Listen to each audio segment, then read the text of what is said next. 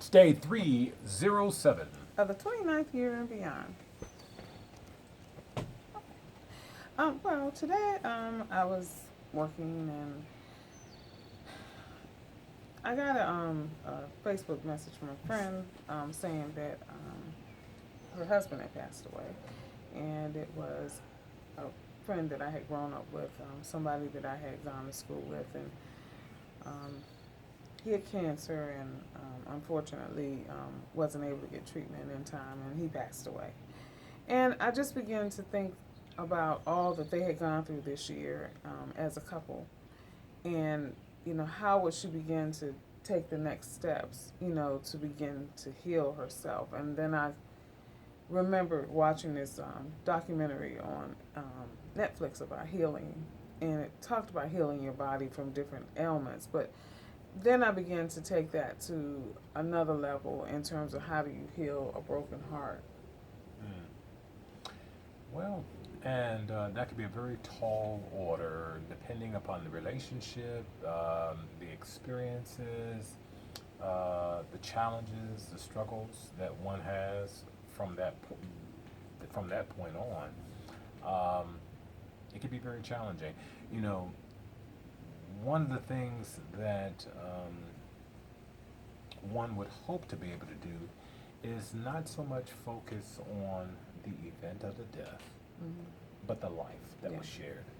And I know that may be easier said than done, but I think that that is the best way to be able to move on healthy.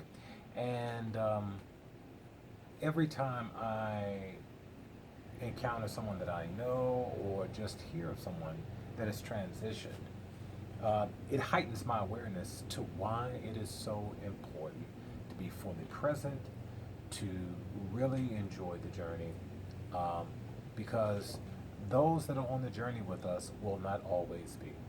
Yeah, because in a marriage, you sometimes encounter, you could have a death of a child, Yeah. um, a spouse, of course, and then, of course, parents and siblings or whatever.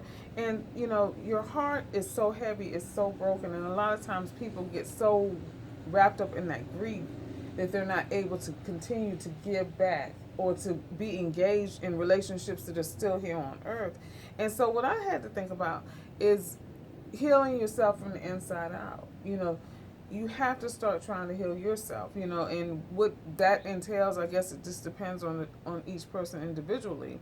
But I know when my grandmother died, it was really a painful time, and I started trying to think, of, like you said, the good things, fishing trips that we had, and working in her garden, and with my other grandmother, the same thing, helping going from school when I was in college, going up there to help her can one year. Not that I remember any of what we did. Trying to heal yourself from the inside out, because if you don't, in any love relationship, if you don't begin to heal yourself, you'll begin to break down. Well, and you mentioned something as far as being able to continue on, because there are other relationships, other people Yeah. who are connected to you, other people uh, who may be depending upon you and counting on you, and that have the ability to pour into you, and Mm-hmm. you still need to be able to pour into them. Um, but I was thinking about Ecclesiastes 7:2 while you were talking. Mm-hmm. It says, "Death is the destiny of every man that the living should take heart." Mm-hmm. Um, it's the reality, right? And so, I mean, instead of looking at that as a morbid kind of thing, it's just a part of the life cycle.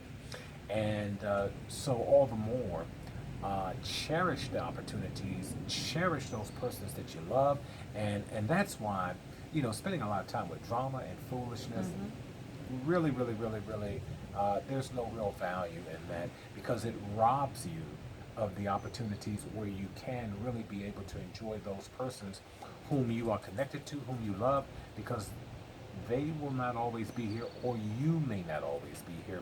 At some point, there will be transitions. That's right. So, if your heart is broken for any reason, you might want to start from the inside.